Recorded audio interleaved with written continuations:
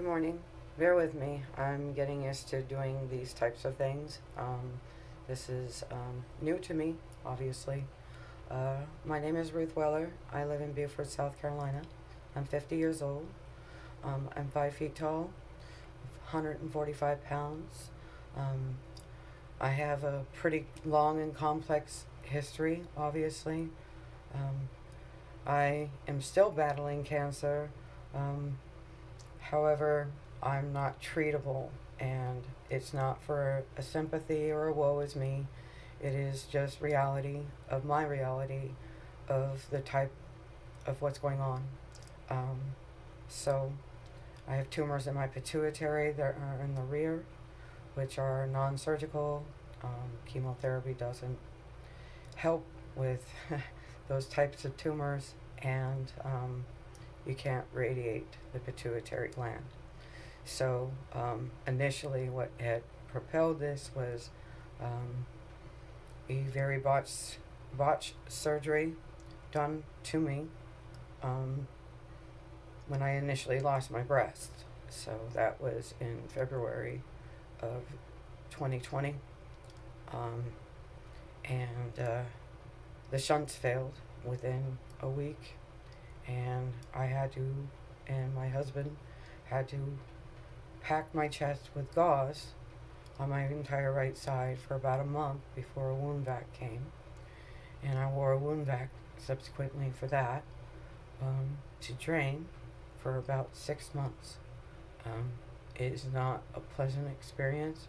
It's 24/7, and you have to go to wound care, and they scrape the sponges out, and then they pack you again after they irrigate you. It's incredibly excruciating. Um, Subsequently, because of the damage done to me, plastic surgeon that I'd seen at Mount Sinai, um, what I'm left with now is the best that he was able to do because of the damage. And even he wrote in my medical report that what was done to me was egregious medical treatment. And I think that there were a lot of biases involved and a lot of stress factors involved. It was at the very beginning of COVID. So, you know, I'm going to try to make some short videos of what I do as a routine to fight back against my pain. I don't want my whole story to sound like a woe is me. Um, but the permanent damage that I deal with on a daily basis is just breathing. Breathing alone. I'm electrocuted every breath I take. And even though I don't show most of the time, it hurts to wear a shirt. It hurts to hug. I have to be mindful, even right now, of crying, of laughing. I can't laugh too hard. I'll wind up on the floor in a Charlie horse. Every breath I take is pretty much an equivalent to a low voltage stun gun electrocuting across your chest and down my arms, through my fingers. My hands don't work sometimes. I'm I'm missing muscles in my upper chest. My rib cage is so tight from the scar tissue. It's not just about the surgery. It's so many compounding things. Everything that had happened at the height of COVID, and every resource that I needed at the time to recover was not available to me.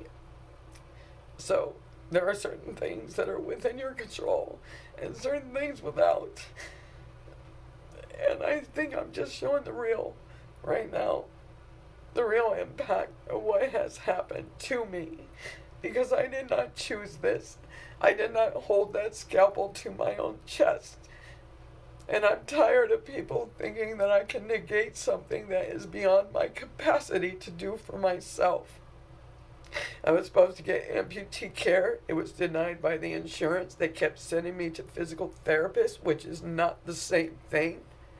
And nobody would touch me because of my chest wall, because it's so damaged.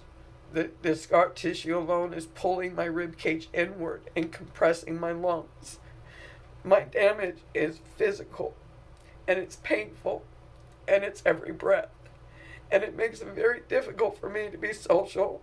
It makes it very difficult for me to be tolerant of people who choose to leave their homes and act like unscrupulous, undisciplined assholes. I can't handle it.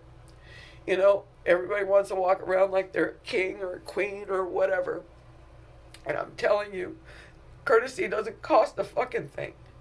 Being courteous, being mindful and thoughtful and disciplined and honorable and honest doesn't cost anything. It doesn't cost a damn thing to be a human, to each other, to be courteous. We want our children to act that way with our homes. Why can't we act that way as adults?